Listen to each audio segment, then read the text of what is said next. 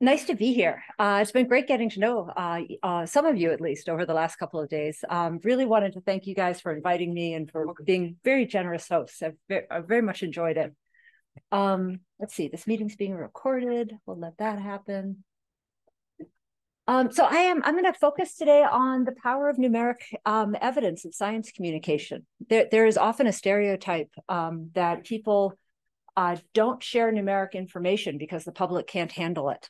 What I'd like to talk about today are some of those pitfalls of presenting numbers to the public and to other people outside the public, but also the idea that there are 4 opportunities that you get if you present numbers. And we're going to talk about some of the empirical evidence that underlies the power of numeric evidence and how helpful it can actually be.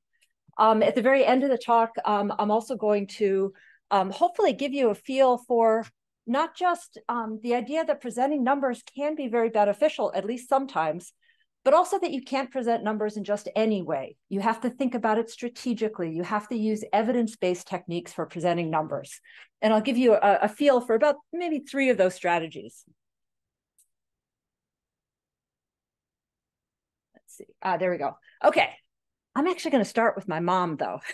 I have to say, this is not really my mom, because she would kill me if I put a picture of her up on a screen. But the story is about my mom, and she was okay with me actually using the story. So my mom was, she had to go in for, she had to make a choice about surgery at one point. And she asked me to go into the appointment with her because she's pretty hard of hearing. And so she has a really hard time in doctor's offices because they speak quickly, they speak a different language. So I went in to be her ears, essentially. I was supposed to be translating for her. In the end, it turned out that her being hard of hearing was one of the issues. But another issue was actually that she wanted statistical information about the likelihood of disease, about the likelihood of side effects that might happen. And doctors often don't provide that. Now, I did make sure that she went to a doctor who is known for being very good at what's called shared decision making. That means they share information with the patient shares information back, and it's supposed to sort of go better in a sense, at least for people who want to be involved in that decision-making process. So we went into the appointment, and the doctor started giving her information, and she was actually doing a very good job. And the surgery ended up involving the major side effect was this thing called lymphedema. And my mom had no idea what it was, and I didn't either, to be honest. And so I translated for my mom and said, can you just describe what this lymphedema is and what the experience is like? Because she doesn't want the technical definition. She wants to understand what it's like. And the doctor did a very good job. So that she talked to my mom, explained what it was. And then I said, okay, well, how often does it happen? What's the likelihood of it happening? Oh, it doesn't happen often. I said, okay, but my mom would like a number. Can you take us, can you let us know what the actual probability is? Oh, I don't know. And I said, okay, well, my mom really needs this to make an informed choice, and that's very important to her. So why don't we see if we can figure out what the probability is? You said it happens sometimes, so it's above 0%, but it doesn't happen to everybody, so it's below 100%. So we know it's in here somewhere. Do you think it's above or below 50%? Below. Okay. So anyway, she got very irritated with me, but eventually we got down to the point where it's about a 20% probability, she thinks. Perfect. I made a decision tree for my mom on the fly. I put in the probabilities. She made the decision. She eventually had the surgery. Everything went great. It was all fine. But I learned 2 things from that encounter. First of all, my mom is terrible with doctors. She gets very intimidated by them, and she does not like to have questions. I thought she was going to melt into the floor with how badly I was pushing this doctor. But the second thing I learned was that in these kind of encounters, but probably others too, people often want numbers. They often want numeric information. But sometimes at least, the person who maybe could provide the information either doesn't know it or doesn't want to provide it for one reason or another. And that was one of the reasons I've been studying numbers for a long time. I was originally an engineer. I just happened to like them. I've studied a lot of issues around math ability. But what I got interested in recently was, well, what happens when you provide numbers or you don't? What are the effects? And there are challenges and opportunities in providing numbers. And these 2 views are sort of represent the extreme views when it comes to providing numeric evidence. So the first one is the public can't handle them. The public, they're too innumerate, they're too high in math anxiety. There's no way, you're just going to damage people. And by the way, the experts just simply don't want to, or they cannot. Okay, that's one extreme view. The other extreme view that some people do hold dearly, and I have to admit I might be one of them, is that numeric information is often critical to an informed citizenry. To have the numbers means that you actually have a fuller set of information where you can combine the likelihood with the consequence, and so that you understand more. But these are two sort of extreme views, and there's evidence for both of them. So I'm going to talk about the challenges to providing numbers first. I'll be a little US-centric, my apologies.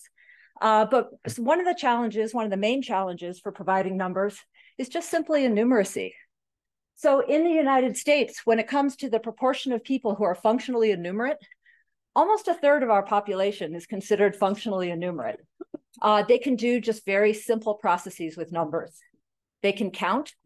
They can sort numbers from biggest to smallest, or vice versa. They can do simple arithmetic. They can use simple percentages like 50%, but they can even only do those simple kind of operations if there's not much other information distracting them. If you get a bunch of text around the numbers, if you put that number embedded in a table with a bunch of other numbers, they often can't even do those very simple processes. It's an issue. We actually did a study with a set of women who are breast cancer patients. It was about 130 women or so at Duke University. They had all been diagnosed with early stage breast cancer. They had all had surgery for that breast cancer. And they're now trying to decide what, if any, what's called adjuvant treatment, or kind of additional treatment to get after surgery. And there are 4 options. One of them is no treatment at all. There's chemotherapy, hormonal therapy, or the combination. The combination happens to be the one that maximizes 10-year survival from cancer. And we simply asked them, having given them the information in a form that was supposed to be helping them to make the decision, we just asked them, we're not asking for a choice, but we said, which of the 4 options maximizes your 10-year survival? About 34%, again, about a third of them, were unable just to simply pick the one option among the 4 that gave them the best 10-year survival odds. There's a lot of innumeracy out there. It's not limited to the US. I have to admit, the proportion in the US who happen to be functionally innumerate is higher in the US than it is probably in any of the other countries that you all represent. We have a really high rate of innumeracy. The second challenge is that numeracy is not randomly distributed across the population. So women tend to be less numerate than men on average. As we get older, our numeric abilities tend to decline. On top of that, people who are less numerate are more likely to be lower in income. They're more likely to have minority status, and they're more likely to have lower education, excuse me. And so from my view, and it's one of the reasons actually that I study it, studying numeracy, it really is about understanding inequities that exist in our society, because numeracy is also related to a lot of health effects as well as financial effects that are in our populations. Furthermore, it is possible, and this is again a challenge when it comes to providing numbers, it is possible that we could harm people by providing them with numeric information, or at least that's the idea. It turns out that when you provide numbers, the less numerate, go figure, they misunderstand them more often, and they're much more likely to ignore numbers, even when they think that they are actually looking at the numbers and using them. What that ultimately means is that their decision-making processes are compromised. Instead of using that numeric information, they're vulnerable to the power of compelling stories, of images that are shown to them, of their own emotional reactions, much more than people who are highly numerate, who are more likely to understand and actually use the numeric information. The final challenge to presenting numbers comes not from the public. It actually comes from wary experts who just sort of don't want to provide the numbers for a variety of reasons. One of the reasons that some experts are wary is because they themselves are low in numeric ability, so they don't want to deal with the numbers. A fair number of experts will talk about, I just don't know how to. I know it's important that I present those numbers well. I haven't been trained in those kind of communication techniques, and I don't know how to present them in ways that I think anyone's going to understand me. Another one, and this is particularly prevalent among physicians, is they just don't have the time. Medical visits are like 10 minutes in the United States at this point. And so a lot of physicians simply think if I present the numbers and I'm not trained in how to communicate them, I'm not going to have enough time to get myself out of that hole that I started by presenting numbers in the first place. But then there are other issues too. A lot of experts, this isn't so much, well, this is partially physicians, but a lot of it is in other professions other than physicians. They worry that numbers aren't meaningful. They worry that they present a false precision that people will then use when the numbers aren't that meaningful. They worry that they convey a strength of evidence that's not really there, given the science and the uncertainty of the science that's been used to come up with that numeric evidence.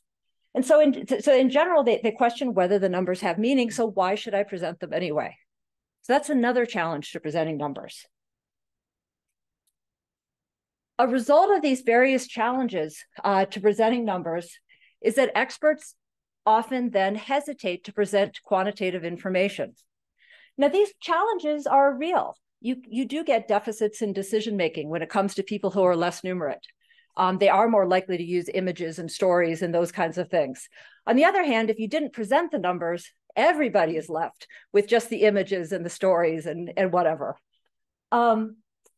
But the other thing that people tend to overlook, that's what we're going to turn to now, is that there are actually 4 opportunities that are afforded by using numbers in communication that people may overlook. The first one is that people prefer getting them. People actually prefer getting the numbers. In work by Tom Wellston, David Budescu, and others, they simply asked people, what do you think other people prefer in communication? And this is communication of uncertainty in particular. Do you think that other people prefer to get uncertainty in numeric form or in like verbal form? Sort of the question you asked before. And in fact, 23%, only 23% of people think that other people want numeric evidence. The rest of them think that they would prefer to hear about uncertainty given just verbal evidence, no numbers at all. But what happens when you ask people what they themselves want? That's a whole different question. And there, 70% of people prefer to get it themselves. Now, these particular studies happen to have been run with student participants, but very similar results show up in medicine when you're looking at issues like mammography and other issues around breast cancer in particular. Of course, in medicine, patients, at least in the United States, often don't get numeric evidence. So in the United States, we just get non-numeric verbal descriptors when it comes to like the likelihoods of prescription drugs. So we'll get a list of side effects, either just by itself, just a laundry list of, these things might happen from headache up to, well, you might die. Or sometimes we'll get verbal descriptors with some of it. So you'll get that laundry list, but with the catastrophic side effect, well, it's very rare. So you get a little bit of verbal descriptor. We could, of course, present those same kind of likelihoods numerically. You can say that 0.4% of 100,000 people will suffer that side effect, and the rest of them don't. The rest of the people don't. There are problems with each of these ways of presenting these kind of likelihoods. When you use just verbal descriptors, there's so much variability in how people end up interpreting what that verbal descriptor means. But if you present numeric risk estimates, people who are less numerate don't understand them as well. And in fact, they do tend to overestimate the risks more than the people who are highly numerate. But this leads us to opportunities number 2 and 3 when it comes to presenting numbers to the public. With prescription drugs, when respondents were told about the percent likelihood that each side effect might occur, 81% of people could repeat back the facts when we gave them the numbers, compared to 0% of the people who really understood what level that risk was when you didn't give them the numbers. And it's not just that they misunderstood in a systematic way. What ends up happening is that people, when they're not given numeric evidence of the likelihood of side effects, they overestimate the risks. So when you don't give numeric evidence, about 80% of the people overestimate the likelihood of those side effects. With prescription drugs, more than 5 times as many overestimate risks without numbers than with. And on top of that, it's not just about the numbers, the behavioral intentions follow. So people who are given numeric evidence, their willingness to follow doctors' recommendations was higher than when you do not give them the numeric evidence. We also conducted a similar study with vaccines. This was a COVID-like vaccine. We couldn't use the actual vaccine for a couple of reasons. But here, about a third more people were likely to vaccinate, again, when provided that those numeric likelihoods. They also did understand more, by the way. Opportunity number 4 is one that people often don't appreciate. People actually trust messages more when numeric evidence is included with them than when it's not. This is true in physician communication.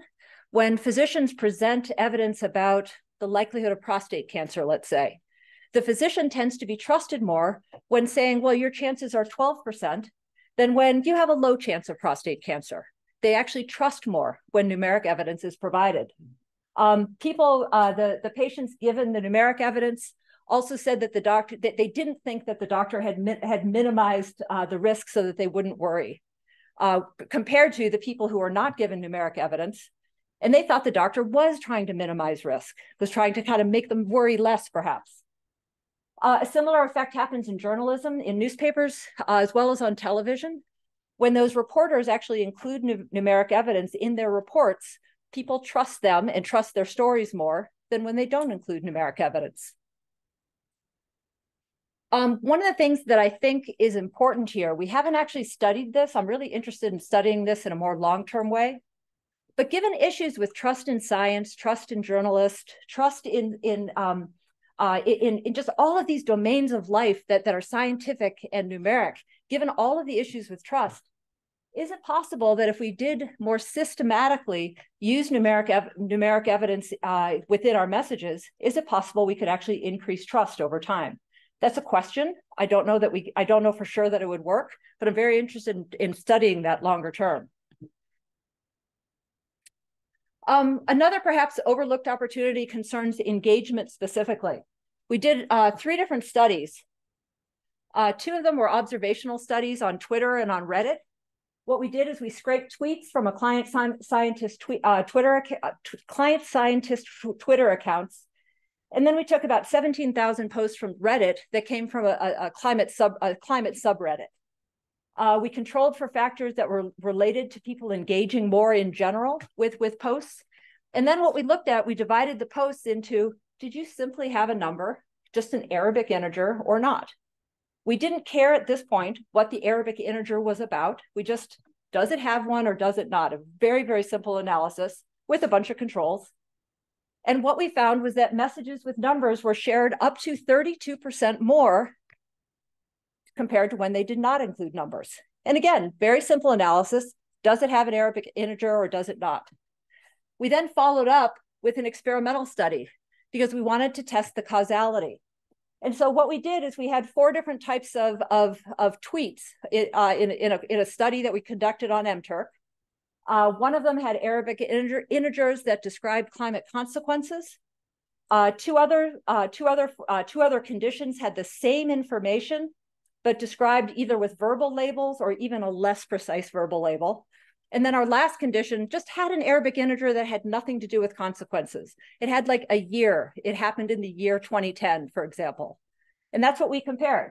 What we found out was that when Arabic integers were used to describe climate consequences compared to our other conditions, people were much more likely to share more and they wanted to find out more about the topic. On top of that, they actually trusted the message more, and they thought that the messenger, the person who wrote the tweet, was much more likely to be an expert compared to a non-expert. And then in exploratory analyses, we looked at a mediation, and it looks like those perceptions of greater trustworthiness and greater expertise may underlie the effect of numbers on people being willing to share that information more and wanting to find out more about the topic. So it looks as if just the presence of numbers may actually increase our engagement with communications. So these are the 4 opportunities that we've looked at this point in terms of presenting numbers. And what I would claim is that people who claim that people who say that the public can't handle numbers may be overlooking these opportunities.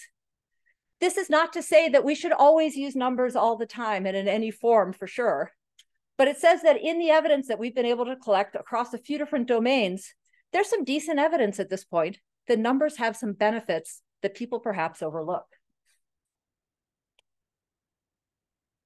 But once communicators do decide to present a number, if you do decide to present a number, you can't just do it in any form. You can't, it turns out that how information is presented, and numbers in particular, that how that information is presented may actually matter as much as what information is presented. And this is particularly true for people who are lower in numeric ability. So for people who are very high in numeric ability, the form in which you present numbers doesn't matter as much. But for people who are low in ability, it makes a big difference to whether they can understand it and whether they can use it. And more generally, communicators need to think about communicating strategically. They need to set a communication goal. What is it that you're trying to communicate? You are not trying to pick up a big hunk of information and put it over here and just assume that everybody's going to understand it, because they're not. But if you have this pile of information and you have a communication goal, what you think people need to understand, what you think they should be doing, or at least considering doing, you can then strategically pick out the information that is going to help you meet that communication goal, and then strategically choose how to present that information in order to maximize comprehension and use of the information. Basically, we need to provide more help as communicators. So this means that numbers need to be provided in ways that people can actually make sense of them. Not to pick on my family, but I also have an Uncle John who happened to be at high risk for stroke. And I was living in the same city with him at the time, and he was getting information like this from his doctor. He was told that this thing, he didn't know what it was, his INR level was at 4.3. And because of that, he had to take his medication differently, and the doctor told him how to do it. Now, all of you know exactly what this means. I am sure you looked at this for 2 seconds, you understood what pills to take on what day. But honestly, this is what my uncle heard. He had no idea what the doctor said, but there were ways to help him. And so I ended up sitting down with him and just went through a different way of communicating with him. The doctor could say, this thing called an INR level is too high for you. And it didn't really matter that he understood what that was. It only mattered that he knew it was too high or too low. Please take your medication differently. And then I literally drew out a days of the week calendar for him, where I put down the days of the week, and I just drew in how many pills he had to take. And so long as he knew what day of the week it was, and usually he did, I have to admit, not always, but usually he did, he could very easily figure out, oh, this is how many pills I take. And he had an alarm that went off, and it simplified things for him. So that data about numbers of pills became information about what he needed to do in ways that he had not been able to deal with before. It had meaning, and it helped him to take charge of his health. And what I want to talk about now are just quickly 3 evidence-based strategies for presenting numbers. This is a selection that I chose. There are other strategies that you could think about, but I'm going to talk briefly about 3 strategies, and I think just a single example under each one, because Ragnar told me to go faster, or less time anyway. Okay, strategy 1 is actually related to the example I just gave you about my Uncle John, and it's the idea to decrease cognitive effort. Particularly people who are not very high in math ability, there are a lot of things with numbers that they just simply can't do, but we can make them simpler. So back in COVID, at one point, there was a tweet that came out, and people were told that 1 in 1,020 Black Americans had died of COVID at that point in time, compared to 1 in 2,150 white Americans who had died during that same time period. Do you know which one is more? Probably do. A lot of people don't. However, you can do the math for people. You can transform into a different common denominator, so that now it's 10 in 10,000 Black Americans compared to 5 in 10,000 white Americans. And what was not very well understood before now reveals what's the very, very painful reality of the racial inequities that happened during COVID, at least in the United States. You can simply make the comparisons easier, reduce that cognitive effort. And so anytime you're presenting numbers and you have the ability to do the math for people, do the math. They're going to get closer to the information that you ultimately want them to have. Strategy 2 is to be consistent with the principles of numeric cognition. People perceive numbers in ways that we're very good at discriminating between small numbers, between 3 and 5 and 12. We're very, very bad at discriminating between large numbers, like 100 billion and 2 trillion. But in fact, we usually do present things like total costs. Like if you're thinking about a federal budget, we usually do present them in these very, very large numbers. You can change the format to a range where the human mind can discriminate magnitudes better. It's the same number. We have just simply divided by a constant denominator and presented the numbers in terms of dollars per person. What ends up happening is that when you do put these numbers more in the range that the human mind can deal with, people remember the numbers. Well, they understand them better. They remember them better. And when it comes to making choices among policy options, they actually discriminate much better between more expensive and less expensive policy options than when you use the huge numbers and they kind of don't notice the difference between the numbers. It's a huge difference. So communicators can change the format of the numbers. Strategy 3 actually goes back a little bit towards what Elaine was saying. Elaine, I'm so bad. Elaine, yeah. How about Helen? Yeah, I'll do that one. Just like information about diseases or climate change effects can have affect and emotion attached to them.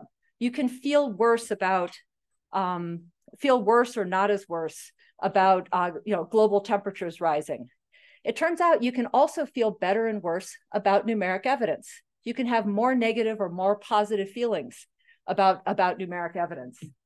One way of increasing affective meaning is actually through the use of frequencies. Talking about a risk as 10 out of 100. And it actually elicits more affect, more emotion than abstract percentages, like 10% out of 100. And let me show you a quick example. This is an example that we used in a series of experiments. Now, a 1% chance and 1 chance out of 100, they are the same risk. It is the same probability. We all know that. But what ends up being interesting is that they are actually different in terms of communicating risk. We did an experiment where we described a patient, Mr. Jones, and we told people that he's been evaluated for discharge from a mental health facility. A psychologist whose opinion you respect did a state-of-the-art assessment of Mr. Jones. And among the conclusions reached in that psychologist's assessment is the following. Now, everybody got this information. Now I randomly assign them to one of the 2 conditions I'm about to show you. So in one of the conditions, it was a probability condition. Of every 100 patients similar to Mr. Jones, 10% are estimated to commit inactive violence to others if he is discharged. In the other condition, it is eerily similar. There is one difference between those 2 conditions, and it's a percent sign. I highlighted it for you here. I did not highlight it for my participants. Participants got all of that text in the same font. But what ends up happening, so what we thought was going to happen is that people were going to react more to the 10 because they can picture somebody. They can picture one of those 10 people running around and committing an act of violence. Where with the 10%, what we thought was going to happen was that, oh, well, that's a small chance and it's abstract. It's kind of not going to happen. But what we also hypothesized was that people like you who are highly numerate, who know the math, that you would see one of these formats and you would automatically transform over into the other, and that those formats actually wouldn't make much of a difference for you. And so we hypothesized that the highly numerate just simply wouldn't show much of this format effect, but the less numerate people would, the people who are less good at math. And in fact, what you can see here is that when it comes to people who are highly numerate, those are the 2 bars on the right, this is my risk perception on my y-axis. They really showed no difference between the frequency condition and the probability condition. But for people who are less good at math, they actually perceived considerably more risk when that risk was presented in a frequency format. They felt worse about the risk and they perceived more risk as a result. Another way that you can increase affective meaning, so you can use frequencies. You actually can use comparisons. You can give people a comparison number so that if they have, if something is a 10% risk and you say, well, other people similar to you really only have a 2% risk, that 10% suddenly feels much worse and you feel at higher risk. And then a third way of increasing affective meaning when it comes to data is through the use of interpretive labels. Sometimes information is so unfamiliar to people. In the United States, we could think about hospital quality of care indicators. The data are really important and relevant to experts who know what they mean and who can put it in context. But a patient suddenly gets faced with those numbers without context, without experience, and they don't know what a 67 means. They don't know what a 78 means. They have no idea. But you can help them understand the meaning of the data by actually categorizing the data and using interpretive labels to help them. And that puts a little stamp of affect on the data, and it actually helps people use the data more. What it always comes down to, though, and people often ask me this question, is, well, what's the right one to use? What's the neutral one? Which one should I use? There has to be a right answer. And the problem in the opportunity here is that there is no one right answer. It depends on the person. If someone's high in numeracy, it doesn't matter as much. If they're low in numeracy, it actually matters quite a bit. It depends on the situation. Do you want to create higher risk perceptions? Do you want to create lower risk perceptions? And you might say, well, that's not okay. I'm manipulating people. And I understand that reaction, but what I'm going to come back to and say is you have to choose. You have to present the data in some way. And I would suggest that generally there is no neutral way to present the data. Is a frequency neutral? Is a probability neutral? How would you call it neutral? You have to choose. So numbers are just one aspect of science communication. It happens to be something I like to study.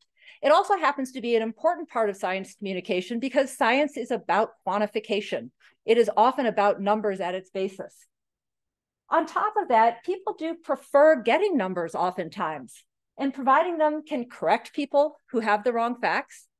It can modify inappropriate interpretations that people have made.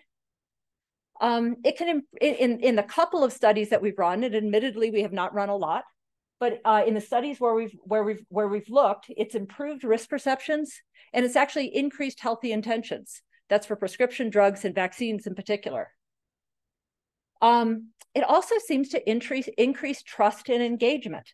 And that's the trust in particular has been shown across several different domains, from medicine to social media to journalism. But more research is needed. We've done some of these studies.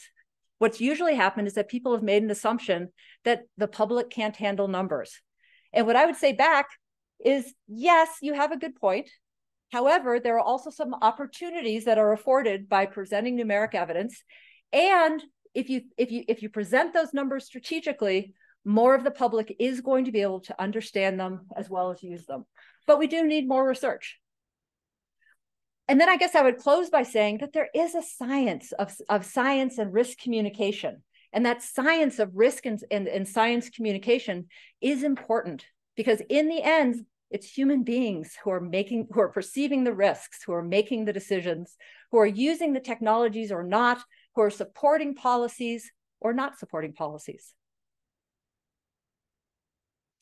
Thank you.